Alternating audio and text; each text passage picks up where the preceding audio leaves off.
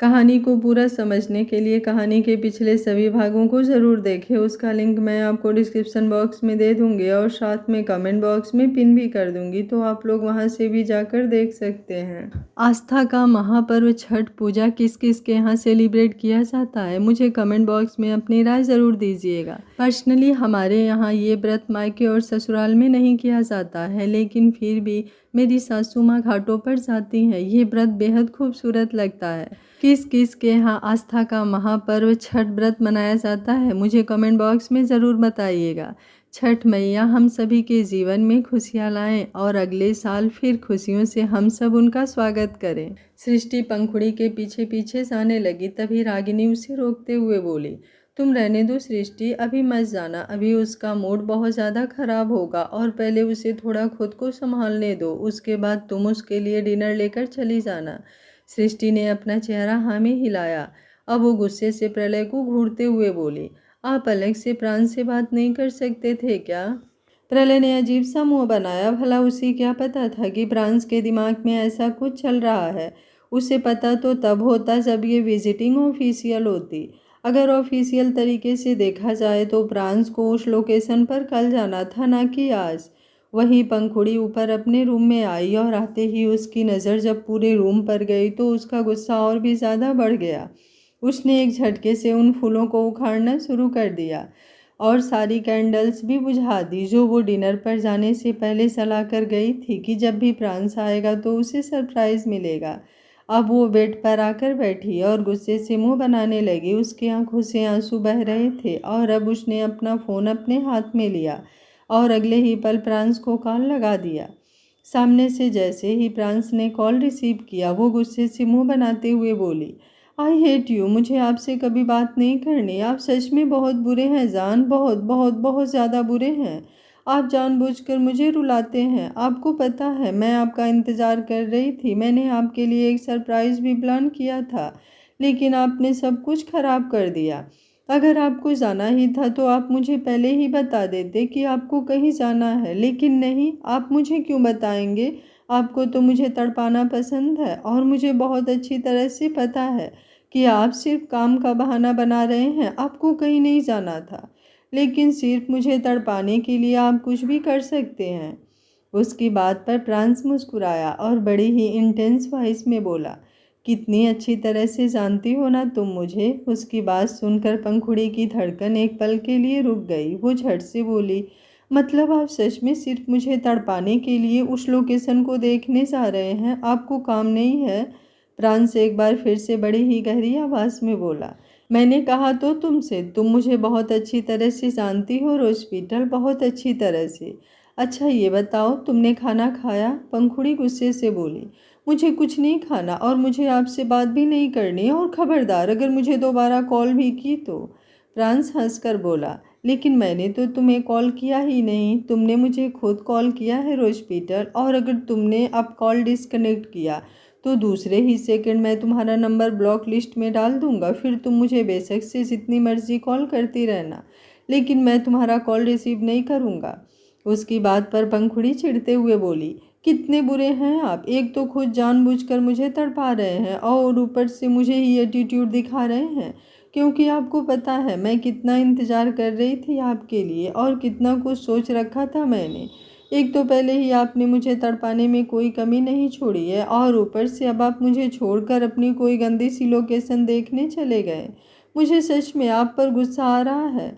अगर मैं मायके जाती हूँ तो आपको मुझ पर गुस्सा आता है ना? अब आप मुझे छोड़कर गए हैं तो क्या मुझे आप पर गुस्सा नहीं आएगा?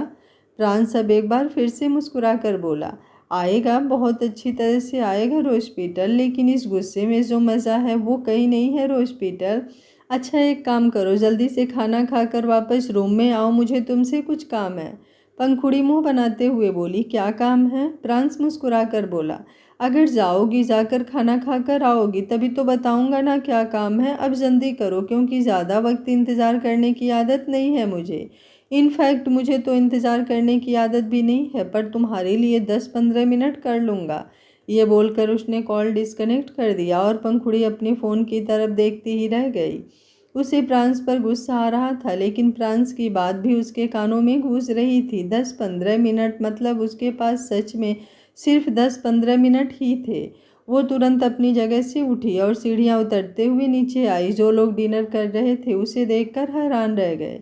अभी तक किसी का डिनर खत्म नहीं हुआ था। वो अपनी चेयर पर बैठी और सृष्टि की तरफ देखते हुए बोली, सासू माँ, खाना खाना है और जल्दी खाना है। सृष्टि अपनी बड़ी बड़ी आंखों से उसे देख रही थी और अब पंखुड़ी ने पंक्ति की तरफ देखा और बोली, और हाँ, तुम ध्यान से सुनो मेरी बात। अब मेरा ध्यान मत भटकाना और मुझे चुपचाप खाना खाने देना। तुम्हारी वजह से मैं लेट हुई ना तो तुम अपना हिसाब लगा लेना। उसकी बात पर पंक्ति ने तुरंत अपना चेहरा हाँ में हिला दिया। वहीं सृष्टि ने अब जल्दी से आकर पंखुड़ी को डिनर सर्व किया तो पंखुड़ी ने तुरंत अपना डिनर फिनिश करना शुरू कर दिया। 15 मिनट से पहले ही वो वापस अपने रूम में आ गई थी और सब लोग उसे यूं देखकर हैरान थे। लेकिन सृष्टि समझ चुकी थी कि ये सब कुछ ही प्रांस का किया धरा है। वो प्रलय को घूरते हुए बोली, प्रांस बिल्कुल आप पर गया है। प्रलय मुस्कुराते हुए बोला, तुम्हें शक था, जो अब कन्फर्म हुआ है वो हमेशा से मुझ पर था और मुझ पर ही रहेगा। वो क्या, उसकी औलाद भी मुझ पर ही जाएगी?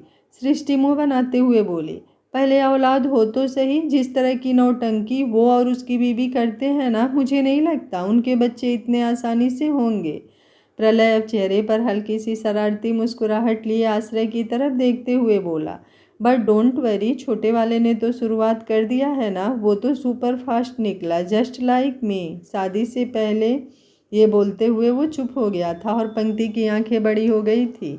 आश्रय को तो सब कुछ पता था लेकिन पंक्ति को इस बारे में कुछ पता नहीं था और सृष्टि का चेहरा अब शर्म से लाल हो रहा था। जब उसने पंक्ति के एक्सप्रेशंस देखे वो तुरंत बोली, खाना खाने में ध्यान दो अपना, इधर उधर की बातों पर ध्यान देने की ज़रूरत नहीं है, लोग तो कुछ भी बोलते हैं।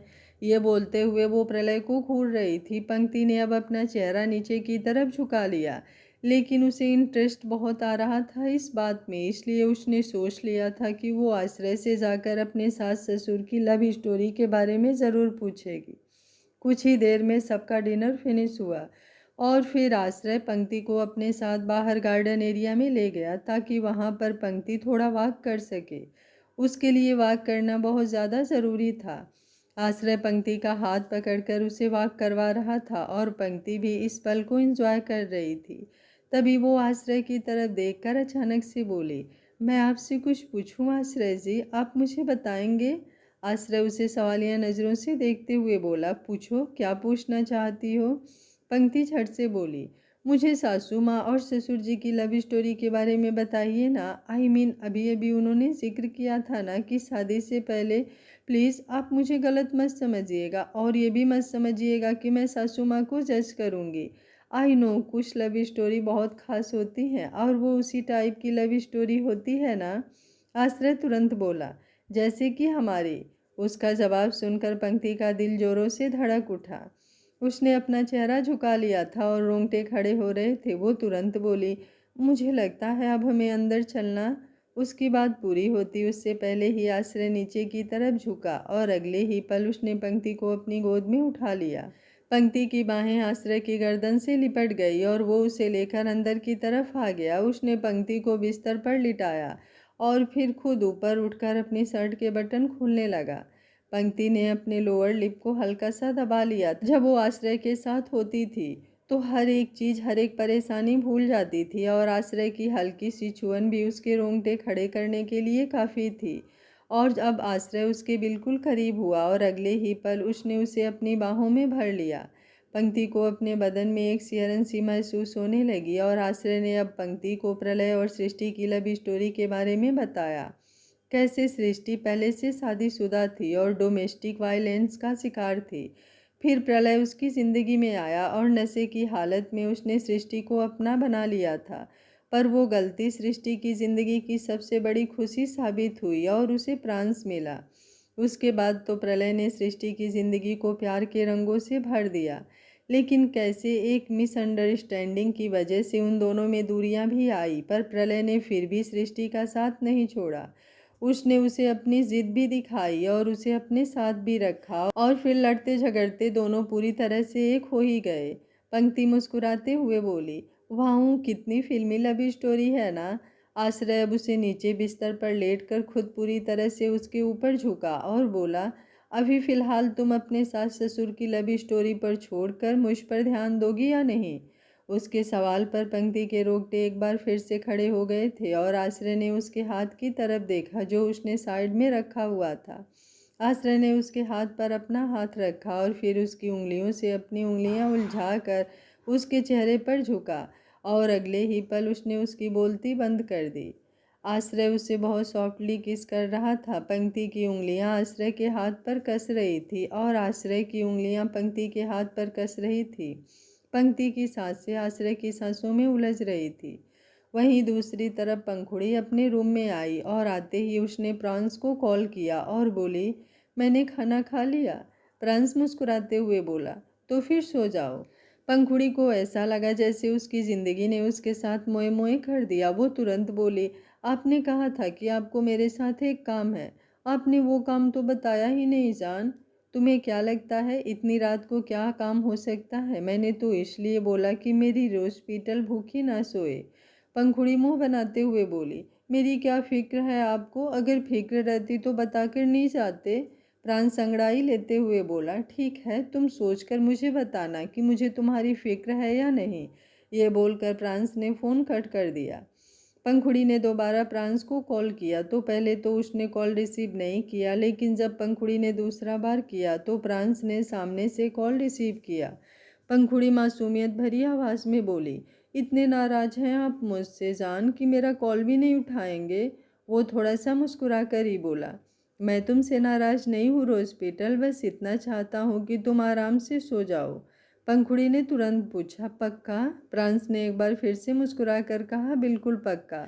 अगले ही पल पंखुड़ी बोली, आई लव यू जान। प्रांस ने हल्का सा अपने फ़ोन को अपने होठों से चूमा तो पंखुड़ी को उसके किस करने की आवाज़ आई और उसका चेहरा एकदम से खिल गया। अब प्रांस ने कॉल डिस्कनेक्ट कर दिया और पंखुड़ी ने वो फ़ोन अपने सीने से लगा लिया। उसके चेहरे पर सुकून और खुशी दोनों झलक रही थी। उसने भी जल्दी से अपने फ़ोन में से प्रांस की फ़ोटो निकाली और फिर उसे किस किया तो उसे ऐसा लगा जैसे वो प्रांस को ही किस कर रही है। वो मुस्कुराते हुए बोली, अब तो मुझे सोच कर ही एक गुदगुदी सी महसूस हो रही है। पता नहीं जब आप कल घर वापस आएंगे तो हम दोनों के बीच क्या ही होगा। ये बोलकर उसने एक गहरी सांस ली और फिर अपनी आंखों को बंद कर लिया। कुछ ही देर में वो गहरी नींद में जा चुकी थी और प्रांस ने भी पंखुड़ी की पिक्चर अपने फ़ोन पर निकाल रखी थी और उसके चेहरे पर हल्की डेविल स्माइल थी, जैसे अभी भी उसके दिमाग में कुछ चल रहा हो।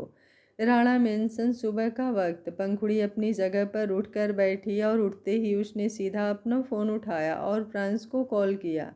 उसे प्रांस को गुड मॉर्निंग विश करना था और जैसे ही उसने कॉल किया और सामने से प्रांस ने कॉल रिसीव कर ली तो उसकी खुशी का तो जैसे कोई ठिकाना ही नहीं था। वो मुस्कुराते हुए बोली, गुड मॉर्निंग जान। सामने से प्रांस की आवाज़ आई, वेरी गुड मॉर्निंग। पंखुड़ी तुरंत बोली, आप कब तक घर वापस लौट आएंगे? प्रांस कुछ सोचते हुए बोला, कुछ कह नहीं सकता हूँ जान, हो सकता है आज आ जाऊँ या फिर हो सकता है आज ना आ पाऊँ और कल आऊँ, और हो सकता है कि 2-4 दिन भी लग जाएं। उसकी बात पर पंखुड़ी का चेहरा मायूस हो गया। वो तुरंत बोली, लेकिन मैं आपके बिना इतने दिन कैसे रहूँगी? प्रांस मुस्कुराते हुए बोला, लेकिन रहना तो पड़ेगा ना रोज पीटल। अच्छा चलो, अब मैं तुमसे बाद में बात करता हूँ, मुझे एक इम्पॉर्टेंट काम है।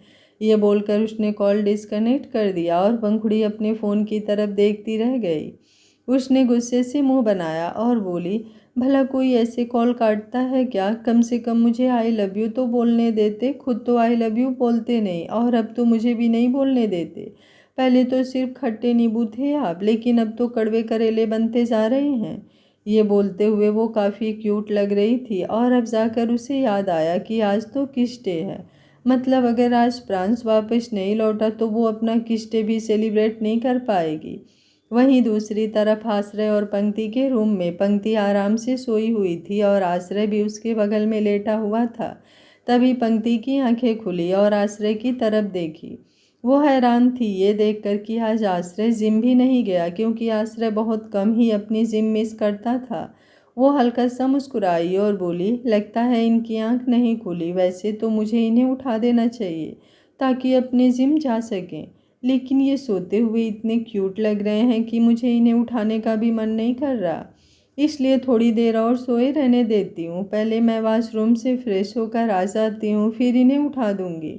ये बोलकर वो बिस्तर से उठने लगी, लेकिन जैसे ही उसने ब्लैंकेट को हल्का सा ऊपर उठाया और अपने पैरों को मोड़ा, आश्रय ने उसके पेट पर अपना हाथ रख दिया और उसे वापस अपनी तरफ खींच लिया।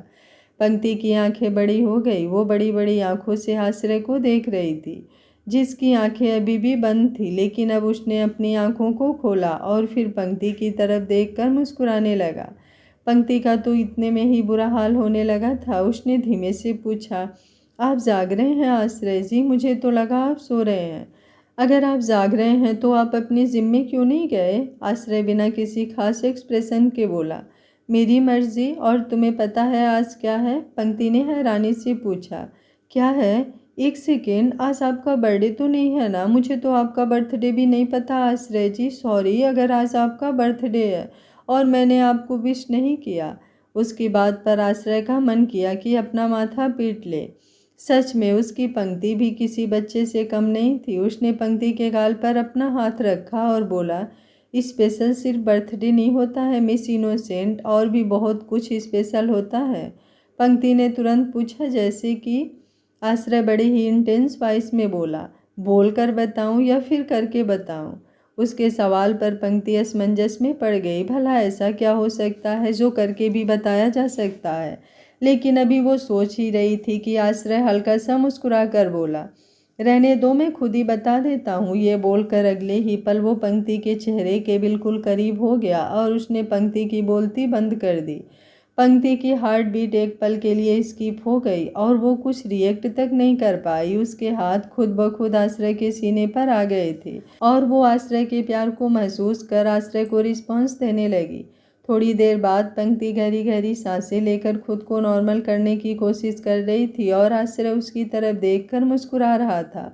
पंक्ति कुछ बोल तक नहीं पा रही थी। कुछ देर बाद उसने गहरी सांस ली और बोली, मेरी तो सांसें ही रुकने को हो गई थी आश्रय जी, ऐसे कौन किस करता है? आश्रय तुरंत बोला, आश्रय राड़ा करता है।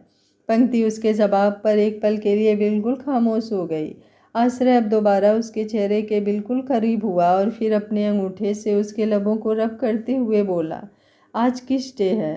पंक्ति अपनी टुकुर टुकुर आंखों से उसे देख रही थी। उसे तो किस डे वगैरह का पता तक नहीं था।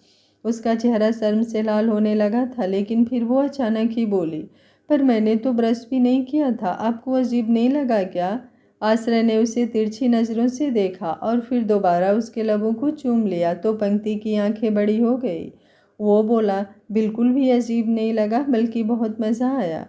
वैसे तो आश्रय का करीब आना उसे पूरी तरह से सिहरने पर मजबूर कर ही देता था, लेकिन आज की तो फीलिंग ही कुछ अलग थी, क्योंकि अब उसके हार्मोन्स काफ़ी चेंज होने लगे थे। प्रेगनेंसी की वजह से उसे थोड़ी डिजायर्स फील होने लगी थी और उसे अभी इन सब चीज़ों का पता ही नहीं था, तो वो बस सोचती रह जाती कि आखिर उसके बदन में इतनी खलबली सी मस्ती क्यों है। शर्माते हुए उसने अपना चेहरा झुकाया हुआ था। कुछ वक्त बाद वो धीमे से बोली, मैं वॉशरूम जाकर आती हूँ, फिर आपको भी जाना होगा ना? आपको जिम के लिए देर हो रही होगी। अभी वो बोल ही रही थी कि रूम का दरवाज़ा नॉक हुआ। आश्रय मुस्कुराया और बोला, अभी नहीं, अभी तुम 2 मिनट यहीं पर रुको। ये बोलकर वो तुरंत बिस्तर से उठा और फिर दरवाज़ा खोलने गया तो दरवाजे पर एक सर्वेंट खड़ी थी जो पंक्ति के लिए दूध और फ्रूट्स लेकर आई थी, ताकि सुबह सुबह वो यूं खाली पेट बिस्तर से ना उठे। आश्रय वो प्लेट और दूध का गिलास लेकर अंदर आया और फिर पंक्ति की तरफ बढ़ाते हुए बोला, पहले इसे फिनिश करो और फिर वॉशरूम जाना।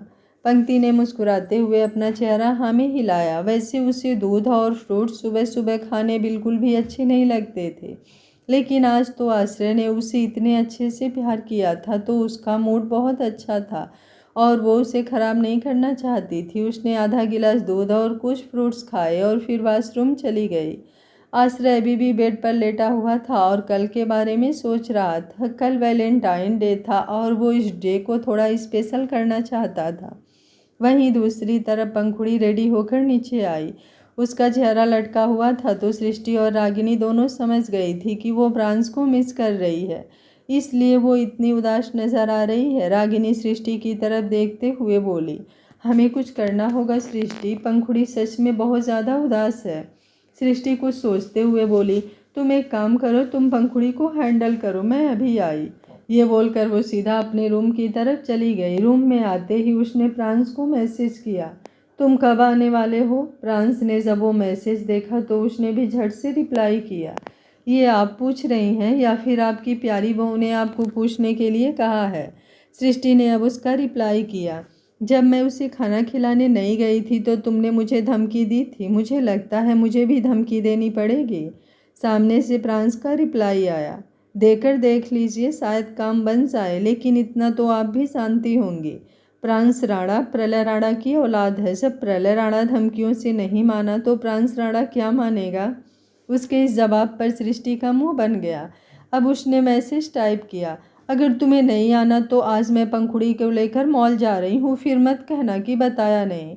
वो मैसेज पढ़कर प्रांस कुछ रिप्लाई करने लगा, लेकिन फिर बिना रिप्लाई किए ही उसने अपना फ़ोन अपनी पॉकेट में डाल लिया। वो इस वक्त अपनी गाड़ी में था और सृष्टि अपने फ़ोन की तरफ देख रही थी, उसके मैसेज का इंतज़ार कर रही थी। लेकिन ऐसा कैसे हो सकता है कि प्रांस राणा इतनी आसानी से मान जाए? उसने गुस्से से मुंह बनाया और बोली, कितना अकड़ू है ये लड़का, पर मैं हूं ना मेरी बहू के लिए, मुझे इसकी ज़रूरत ही नहीं है। आज मैं उसका मूड जरूर फ्रेश करूंगी और उसे अच्छे से शॉपिंग भी करवाऊंगी। ये बोलकर वो बाहर की तरफ आई जहां पंखुड़ी डाइनिंग टेबल पर बैठी थी और रागिनी उससे पूछ रही थी कि उसे ब्रेकफास्ट में स्पेशल क्या खाना है। लेकिन पंखुड़ी का कुछ भी खाने का मन नहीं कर रहा था, इसलिए वो हर चीज़ को मना किए जा रही थी। तभी सृष्टि वहां पर आई और पंखुड़ी की तरफ देखते हुए बोली, तुम्हें शॉपिंग मॉल जाना है क्या, जहाँ तुम्हें अच्छी अच्छी ड्रेस खरीदने को मिलेगी? तुम वहाँ पर आइसक्रीम भी खा सकती हो और पिज़्ज़ा भी। जल्दी बताओ, जाना है क्या?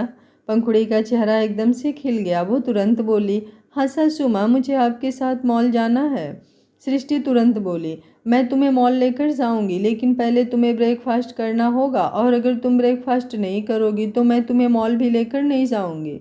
पंखुड़ी मुंह बनाते हुए बोली, सासू माँ, आप बिल्कुल अपने बेटे पर गई हैं, वो भी ऐसे धमकियों से सारी बातें मनवाते हैं और आप भी धमकियाँ देकर अपनी बात मनवा रही हैं। उसकी बात पर सृष्टि बोली, अब मैं मेरे बेटे पर गई हूँ या फिर मेरा बेटा मुझ पर गया है इसका तो मुझे नहीं पता, लेकिन ये तुम देखो कि तुम्हें क्या करना है और क्या नहीं। पंखुड़ी मुंह बनाते हुए बोली, ठीक है, आप मुझे आलू के पराठे बना दीजिए, मैं खा लूँगी। सृष्टि ने अब तुरंत रागिनी की तरफ देखा, क्योंकि उससे बेटर आलू के पराठे तो कोई बना ही नहीं सकता था। और रागिनी भी तुरंत अपने काम पर लग गई, क्योंकि उसे भी पंखुड़ी का मूड फ्रेश करना था। कुछ देर बाद आश्रय और पंक्ति दोनों रेडी होकर रूम से बाहर आए और तब तक प्रलय भी तैयार होकर डाइनिंग टेबल पर आ गया था। सबने अच्छे से ब्रेकफास्ट किया और आश्रय और प्रलय दोनों ऑफिस के लिए निकल गए थे। उनके जाने के बाद सृष्टि पंखुड़ी की तरफ देखते हुए बोली, अब तुम एक काम करो, 1-1.5 घंटा आराम करो, उसके बाद हम मॉल चलेंगे। उसकी बात पर पंखुड़ी ने तो अपना चेहरा हाँ में हिला दिया, लेकिन पंक्ति का चेहरा मायूस हो गया। वो जल्दी से बोली, आप मुझे नहीं लेकर जाएंगी क्या सासू माँ? आपने तो मुझे बताया ही नहीं कि आप मॉल भी जा रही हैं। पंखुड़ी उसकी तरफ देखते हुए बोली, क्यों, तुम्हें बताना ज़रूरी है क्या? तुम जाओ ना अपने पति के साथ, तुम्हें मुझे और सासू माँ को डिस्टर्ब करना ज़रूरी है क्या? पंक्ति पंखुड़ी से बोली, मुझे भी ले जाइए ना भाभी, मैं पक्का आपके साथ कोई कंपटीशन नहीं करूँगी, आपको परेशान भी नहीं करूँगी। आप जो करना है कीजिएगा, आपको जो शॉपिंग करनी है कीजिएगा, लेकिन कम से कम मुझे अपने साथ तो ले जाइए। आप तो मेरी प्यारी वाली भाभी हैं ना, कितनी प्यारी हैं आप, कितनी सुंदर हैं। उसकी बात पर पंखुड़ी अब थोड़ा पिघल गई और सृष्टि की तरफ देखते हुए बोली, वैसे हम पंक्ति को भी लेकर जा सकते हैं ना सासू माँ? सृष्टि ने उसे टेढ़ी सी नज़रों से देखा। आज पहली बार पंखुड़ी पंक्ति को साथ लेकर जाने की बात कर रही थी। वो अपना चेहरा हामी हिलाकर बोली, हाँ हाँ क्यों नहीं, अगर तुम कहो तो ज़रूर लेकर जा सकते हैं। पंखुड़ी मुस्कुराई और बोली, फिर ठीक है, तुम भी हमारे साथ चलना, लेकिन खबरदार, अगर तुमने मुझसे ज़्यादा शॉपिंग की तो और मुझसे ज़्यादा खाया तो थोड़ा कम खाना और थोड़ी कम शॉपिंग करना, ठीक है ना? ये बोलते हुए उसने चम्मच उठाकर पंक्ति की तरफ घुमाया तो पंक्ति झट से बोली, आपसे आधी करूँगी। पंखुड़ी भी तुरंत बोली, इतनी तो चलेगी। ये बोलकर अब वो अपनी जगह से उठी और रेस्ट करने के लिए अपने रूम में चली गई और पंक्ति भी मुस्कुराकर अपने रूम में चली गई। रागिनी और सृष्टि दोनों उन दोनों की तरफ देख रही थी। रागिनी सृष्टि की तरफ देखते हुए बोली, क्या बात है, आजकल तो तुम्हारी बहुएं भी बिजनेस वूमेन बन गई हैं, आपस में ही डील करने लगी हैं। उसकी बात पर सृष्टि हंसने लगी। तकरीबन 3 घंटे बाद वो चारों गाड़ी में बैठी और मॉल के लिए निकल गईं। वहीं प्रांस, जो अभी भी अपनी गाड़ी में था, उसके फ़ोन पर कॉल आने लगा तो उसने तुरंत कॉल रिसीव किया। सामने से आवाज़ आई, बॉस मैंने अभी अभी सबको मॉल में छोड़ा है। प्रांस मुस्कुराया और बोला, ओके, ये बोलकर उसने कॉल डिस्कनेक्ट कर दिया था और फिर खुद की गाड़ी भी मॉल की तरफ घुमा दी। वो मुंबई वापस लौट चुका था। तकरीबन आधे घंटे बाद उसकी गाड़ी मॉल के पार्किंग एरिया में आकर रुकी और वो अपनी रोज पीटल को ढूंढते हुए टॉप फ्लोर पर आया, जहां पर उसकी रोज पीटल एक चेयर पर बैठी आराम से आइसक्रीम खाए जा रही थी। प्रांस हल्का सा मुस्कुराया और जाकर उसके सामने वाले टेबल पर बैठ गया, लेकिन पंखुड़ी की क्या मजाल जो उसे पहचान जाए, क्योंकि इस वक्त प्रांस ने मास्क पहना हुआ था और उसकी आंखों पर गॉगल्स लगे थे। ब्लैक कलर की हुडी में कोई भी उसे पहचान नहीं सकता था। पंखुड़ी आराम से अपनी आइसक्रीम खाए जा रही थी और प्रांस उसकी तरफ देख रहा था। अचानक ही अब वो अपनी जगह से उठा और जाकर पंखुड़ी के बिल्कुल सामने ही बैठ गया। पंखुड़ी इस वक्त अकेली थी, क्योंकि सृष्टि और रागिनी दोनों शॉपिंग में लगी हुई थी और पंक्ति वॉशरूम गई थी। जैसे ही प्रांस पंखुड़ी के सामने आकर बैठा, पंखुड़ी एकदम से डर गई। खुद को क्या प्रोटेक्ट करना, उसने अपनी आइसक्रीम को अपनी तरफ खींच लिया था ताकि कोई उसकी आइसक्रीम ना छीन ले। प्रांस उसकी इस हरकत पर मुस्कुराया और अगले ही पल उसने अपना हाथ आगे बढ़ाकर सच में पंखुड़ी की आइसक्रीम को छीन लिया। तो पंखुड़ी गुस्से से बोली, ये क्या बात हुई, तुमने मेरी आइसक्रीम को क्यों छीन ली? कौन हो तुम और यहाँ क्या कर रहे हो? चुपचाप दफ़ा हो जाओ यहाँ से। तुम जैसे लफंगों को मैं बहुत अच्छी तरह से जानती हूँ। मेरे साथ मेरे पति आए हैं, वो तुम्हें इतना कूटेंगे ना कि कूट कूट कर तुम्हारा कीमा बना देंगे। चुपचाप भाग जाओ यहाँ से और मेरी आइसक्रीम देकर जाओ। प्रांस हैरानी से उसकी तरफ देख रहा था। आई वो अपनी सासू माँ के साथ थी, लेकिन धमकी अपने पति की दे रही थी। और अब अचानक ही प्रांस ने अपना मास्क हटा दिया। पंखुड़ी ने जैसे ही उसका चेहरा देखा, उसकी आंखें बड़ी हो गई। वो अपनी पलकें भी झपका नहीं पा रही थी। प्रांस अब बिल्कुल उसके करीब हुआ और बोला, अपने पति से पिटवाओगी तुम मुझे? पंखुड़ी तो कुछ बोल ही नहीं पा रही थी। वो बस एकटक नज़रों से प्रांस की तरफ देख रही थी और प्रांस ने उसकी कमर पर अपना हाथ रखा और बोला, हैप्पी किस्टे रोज पीटल। जैसे ही उसने कहा, उसने अपने हाथ में पकड़ी हुई आइसक्रीम को ऊपर की तरफ उठाया और फिर उसे अपने होठ पर रखकर काफ़ी सारी आइसक्रीम को अपने मुंह में ले लिया और फिर दूसरे ही पल उस आइसक्रीम को एक झटके से नीचे फेंका और फिर पंखुड़ी के बिल्कुल करीब आकर उसके गालों को अपनी उंगलियों से दबाया। पंखुड़ी के होठ हल्के से खुल गए और अगले ही पल प्रांस के मुंह में फंसी हुई आइसक्रीम सीधा पंखुड़ी के मुंह के अंदर गई और पंखुड़ी ने गहरी सांस ली, लेकिन प्रांस ने उसकी उस सांस को भी रोक दिया था। पंखुड़ी की धड़कनों ने शोर मचाना शुरू कर दिया था। उसके पूरे बदन में एक खलबली सी मच गई थी और प्रांस उसे सॉफ्टली किस किए जा रहा था। सब लोग हैरानी से उन दोनों की तरफ देख रहे थे, लेकिन प्रांस को कोई फर्क ही नहीं पड़ रहा था और अब पंखुड़ी ने भी उसे रिस्पॉन्स देना शुरू कर दिया था। सृष्टि और रागिनी दोनों अपने हाथ में शॉपिंग बैग लिए इस तरफ आ रही थी और जैसे ही सृष्टि ने प्रांस और पंखुड़ी को देखा, उसने तुरंत अपना एक हाथ अपनी आंखों पर और दूसरा रागिनी की आंखों पर रख दिया। रागिनी एक झलक तो पंखुड़ी और प्रांस की देख चुकी थी। वो जल्दी से सृष्टि का हाथ अपनी आंखों से हटाते हुए बोली, जरा देखने तो दे, कितना मस्त नज़ारा है और तू है कि मेरी आंखों के सामने अपना हाथ लगा रही है। सृष्टि ने उसे गुस्से से घूर कर देखा और फिर तुरंत उसका हाथ पकड़कर उसे दूसरी तरफ ले गई। रागिनी पलटकर पीछे प्रांस और पंखुड़ी की तरफ देख रही थी। पंखुड़ी का चेहरा तो उसे नज़र नहीं आ रहा था, लेकिन प्रांस जिस तरह से उसके चेहरे पर झुका हुआ था, साफ पता चल रहा था कि वो दोनों किसी कर रहे होंगे। वहीं पंक्ति भी वॉशरूम से बाहर निकल रही थी। तभी अचानक से आश्रय उसके सामने आकर खड़ा हुआ। पंक्ति की आंखें बड़ी हो गई। वो हैरानी से आश्रय को देखने लगी। आप यहाँ? आश्रय उसके बिल्कुल करीब हुआ और बोला, मैं घर जा रहा था, सोचा तुम्हें भी अपने साथ ले चलूं। पंक्ति ने अपने हाथ में बंधी हुई घड़ी की तरफ देखा, जहां पर 7:30 बज चुके थे। वो दोपहर के टाइम मॉल में आई थी और अब कब रात हो गई उसे पता ही नहीं चला। वो जल्दी से बोली, पहले सासू माँ को बता दें। आश्रय ने उसका हाथ अपने हाथ में पकड़ लिया और बोला, मैं उन्हें बता दूंगा, तुम चलो। ये बोलकर वो उसे लेकर लिफ्ट एरिया की तरफ बढ़ गया। पंक्ति का दिल जोरों से धक धक कर रहा था। वहीं प्रांस अभी भी पंखुड़ी को किस कर रहा था। पंखुड़ी की सांसें उखड़ने लगी थी, लेकिन फिर भी प्रांस उसे छोड़ नहीं रहा था। और अब जब तकरीबन वहां पर मॉल की पूरी भीड़ इकट्ठा हो चुकी थी और सब लोग उन्हें देखकर हुटिंग करने लगे थे, तब जाकर प्रांस ने पंखुड़ी को छोड़ा और फिर उसे अपने इंटेंस नज़रों से देखने लगा। पंखुड़ी का दिल जो जैसे धड़कना ही छोड़ रहा था, उसे इतने सारे लोगों के सामने शर्म आ रही थी। प्रांस उसकी तरफ देखते हुए फिर बोला, हैप्पी किस डे रोज पीटर। पंखुड़ी ने शर्म से अपनी नज़रें झुका ली। आज मॉर्निंग में वो खुद प्रांस को किस डे विश करना चाहती थी, लेकिन तब प्रांस ने कॉल डिस्कनेक्ट कर दिया था और अब सामने से उसे प्रांस ने ऐसा सरप्राइज़ दिया। वो तुरंत प्रांस के सीने से लग गई और प्रांस ने भी उसे अपनी बाहों में भर लिया था। कुछ देर बाद उसने पंखुड़ी का हाथ पकड़ा और उसे लेकर पार्किंग एरिया की तरफ आ गया।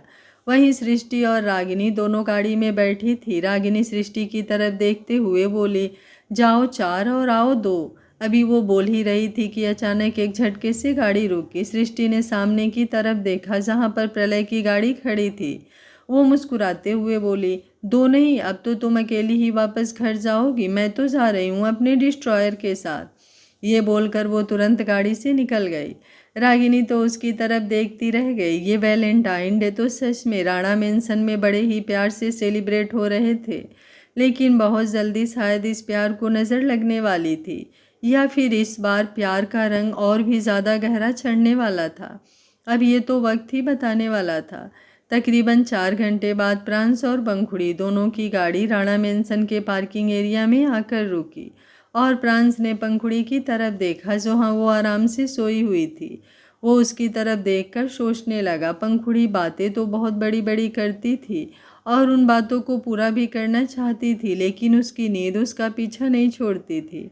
प्रांस गाड़ी से बाहर निकला और फिर पंखुड़ी को अपनी गोद में उठाकर रूम के अंदर लेकर आया, लेकिन जैसे ही उसने उसे बिस्तर पर लिटाया और उसके ऊपर से हटने लगा, पंखुड़ी ने तुरंत अपनी आंखें खोल दी।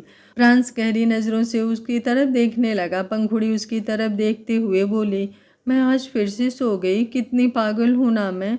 कल रात से आपके लिए तड़प रही थी और अब जब फाइनली आप मेरे पास आए और आपका मुझे प्यार करने का वक्त आया तो मैं सो गई। मैं कितनी पागल हूँ ना जान। प्रांस ने उसके गाल पर अपना हाथ रखा और बोला, पागल तो तुम हो। ये बोलकर वो पंखुड़ी को बिस्तर पर लेटाकर वहाँ से हटने लगा। पंखुड़ी ने तुरंत उसका हाथ पकड़ लिया और उसकी तरफ देखते हुए बोली, आप मुझसे नाराज तो नहीं है ना। प्रांस उसके चेहरे पर झुका और अगले ही पल उसने बड़े ही प्यार से पंखुड़ी के होठों को हल्का सा चूम लिया। पंखुड़ी के चेहरे पर मुस्कुराहट तैर गई और अब प्रांस ने अपनी शर्ट के बटन खोलने शुरू किए और फिर वापस पंखुड़ी के पास आकर उसके बगल में लेट गया। पंखुड़ी उसकी तरफ देख रही थी कि कब प्रांस उसे अपनी बाहों में लेगा, लेकिन जब काफ़ी देर तक प्रांस ने उसे अपनी तरफ नहीं खींचा तो पंखुड़ी ने तुरंत कहा, मुझे आप अपने पास नहीं सुलाएंगे क्या। उसकी बात पर प्रांस हल्का सा मुस्कुराया और फिर उसने पंखुड़ी को अपने करीब खींचकर उसे अपनी बाहों में भर लिया और बोला, आज तो तुम्हें सिर्फ मेरी बाहों का घेरा मिलेगा और कल जो तुम चाहती हो। उसकी बातें सुनकर पंखुड़ी की हार्ट बीट एक पल के लिए स्किप हो गई, लेकिन उसने भी अपनी बढ़ती हुई धड़कनों को संभाल कर अपनी आंखें बंद कर ली। प्रांस कुछ पल उसे यूं ही देखता रहा और फिर उसके चेहरे की वो स्माइल गायब होने लगी। कुछ सोचते हुए उसके चेहरे पर हल्का गुस्सा झलक रहा था, लेकिन एक गहरी सांस लेकर उसने खुद को कंट्रोल किया और फिर पंखुड़ी के गाल को बड़े ही प्यार से चूम लिया और अपनी भी आंखें बंद कर ली। तकरीबन 15-20 मिनट में ही वो दोनों गहरी नींद में जा चुके थे। अब ये गुस्सा किस बात का था और किस पर फूटने वाला था, ये आने वाला वक्त ही बताएगा। सुबह का वक्त तकरीबन 8 बजे पंखुड़ी वॉशरूम से बाहर निकली और उसकी नज़रें प्रांस पर गई जो अभी अभी रूम में आया था। वो जिम से फ्री होकर आया था। उसे देखते ही पंखुड़ी मुस्कुराई और फिर उसके करीब जाकर बोली, गुड मॉर्निंग जान। प्रांस हल्का सा मुस्कुराया और उसके चेहरे पर झुककर बोला, गुड मॉर्निंग का तो पता नहीं, लेकिन आज तुम्हारी नाइट कुछ ज़्यादा गुड नहीं होने वाली। उसकी इस बात पर पंखुड़ी की बोलती एकदम से बंद हो गई और उसकी वो मुस्कुराहट भी गायब हो गई। वो मुंह बनाते हुए बोली, आप तो मुझे डरा रहे हैं जान। प्रांस झट से बोला, तुम्हें डर लगना भी चाहिए। उसकी बात पर पंखुड़ी उसे टेढ़ी टेढ़ी नज़रों से देख रही थी। फ्रांस वाशरूम की तरफ बढ़ते हुए बोला, जल्दी से मुझे मेरे कपड़े निकाल कर दो, मुझे ऑफिस के लिए थोड़ा जल्दी निकलना है। ये बोलकर वो वाशरूम की तरफ बढ़ गया। पंखुड़ी जल्दी से बोली, ये जो रोज़ रोज़ आप जल्दी ऑफिस जाते हैं, क्या मैं पूछ सकती हूँ क्यों जाते हैं? इतना भी क्या इम्पोर्टेंट काम होता है आपको कि आपको रोज़ ही ऑफिस के लिए जल्दी जाना पड़ता है? और जिस दिन जल्दी ना जाना हो उस दिन तो आप और भी ज़्यादा कमाल करते हैं, रात को घर नहीं आते और फिर मुझे और भी ज़्यादा परेशान करते हैं। फ्रांस मुस्कुराया और फिर कुछ सोचते हुए बोला, हो सकता है मेरा बाहर कोई ऐसा हो जिसके साथ मुझे टाइम स्पेंड करना अच्छा लगता हो, इसलिए मेरा घर आने का मन नहीं करता और मैं घर से जल्दी ही चला जाता हूँ। उसकी बात पर पंखुड़ी का चेहरा मायूस हो गया। वो तुरंत उसके पास आई और बोली, आप झूठ बोल रहे हैं ना? फ्रांस उसके करीब हुआ और बोला, ये तुम खुद सोचो, मुझे क्या पता? पंखुड़ी मुंह बनाते हुए बोली, आप फिर से मुझे परेशान कर रहे हैं। फ्रांस भी तिरछा मुस्कुरा कर बोला, इसका भी अपना एक अलग मज़ा है। पंखुड़ी उसकी टी शर्ट को अपनी मुट्ठी में कसकर बोली, मत कीजिए ना परेशान, कह दीजिए ना बाहर ऐसा कोई नहीं जिसके लिए आप मुझे छोड़कर इतना इतना टाइम घर से बाहर रहें। आप सिर्फ काम में बिजी रहते हैं। फ्रांस ने उसके हाथों की तरफ देखा और बोला, सवाल तुमने किया था हॉस्पिटल, मैंने तो तुमसे कहा नहीं था मुझसे इस तरह का सवाल करो। अब मैंने जवाब दिया तो इतनी बेचैन क्यों हो रही हो? ये बोलकर उसने उसके हाथों को अपनी टी शर्ट से हटाया और फिर सामने क्लोजेट की तरफ एक नज़र देखकर बोला, जाओ जाकर मेरे कपड़े निकाल दो और कुछ अच्छा सा निकालना। रेड कलर की शर्ट भी चलेगी, आज वैलेंटाइन डे है तो रेड कलर तो बनता है ना, उसमें मैं हैंडसम लगूंगा ना? उसके सवाल ने अब पंखुड़ी को और भी ज़्यादा बेचैन कर दिया था। चेहरे पर डेविली स्माइल लिए ही फ्रांस वाशरूम के अंदर चला गया और पंखुड़ी उसके लिए कपड़े निकालने लगी। अब वो कपड़े निकालते हुए बोली, मुझे पता है जान, आप सिर्फ मुझे परेशान करते हैं, आपकी ज़िंदगी में मेरे अलावा कोई भी नहीं है। ये बात आपने मुझे परसों ही बताया। अगर आपको लगता है ना आपकी बातें सुनकर मैं परेशान हो जाऊंगी तो ऐसा कुछ नहीं है। हाँ नहीं तो अब मैं छोटी बच्ची नहीं हूँ, अब मैं थोड़ी बड़ी हो गई हूँ, बातों को समझने लगी हूँ। ये बोलते हुए ही उसने फ्रांस के कपड़े निकाल दिए थे और अब वो खुद मिरर के सामने जाकर रेडी होने लगी थी। कुछ ही देर में वो रेडी हुई और फिर सीढ़ियाँ उतरते हुए नीचे आ गई। वहीं दूसरी तरफ आश्रय भी ऑफिस के लिए रेडी हो रहा था और पंक्ति उसकी तरफ ही देख रही थी। लेकिन जब आश्रय पलट कर उसकी तरफ देखता तो वो तुरंत अपनी नज़रें घुमा लेती। आश्रय के लिए उसकी ये हरकत ज़्यादा अजीब नहीं थी क्योंकि पंक्ति कई बार उसे चोर नज़रों से देखती थी, लेकिन फिलहाल पंक्ति के चेहरे पर जो एक्सप्रेशंस थे वो उसे परेशान कर रहे थे। साफ पता चल रहा था कि पंक्ति किसी बात को लेकर परेशान है, क्योंकि अभी कुछ वक्त पहले ही पंक्ति के फ़ोन पर मैसेज आया था जो कि रीवा की तरफ से था और मैसेज में लिखा था, तुम्हें याद तो है ना, तुम्हें आज क्या करना है, होटल ताज टाइम से पहुंच जाना, वरना मुझे जो करना है उसमें मैं ज़रा सी भी देरी नहीं करूंगी।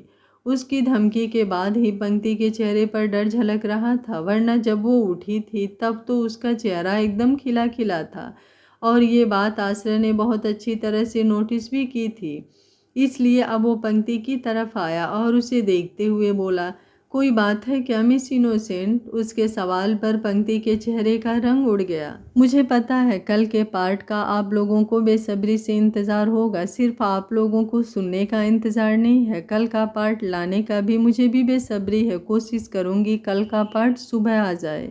आप लोगों के कमेंट्स पे डिपेंड करता है, जितना कमेंट ज़्यादा आएगा मेरा एक्साइटमेंट लेवल उतना ही हाई होगा और मैं फटाफट पार्ट तैयार कर दूँगी। कहानी अच्छी लग रही है तो वीडियो को लाइक शेयर एंड चैनल को सब्सक्राइब कर लीजिएगा। Thank you for watching. मिलते हैं कहानी के अगले भाग में, तब तक स्वस्थ रहिए, मस्त रहिए, अपना ख्याल रखते रहिए।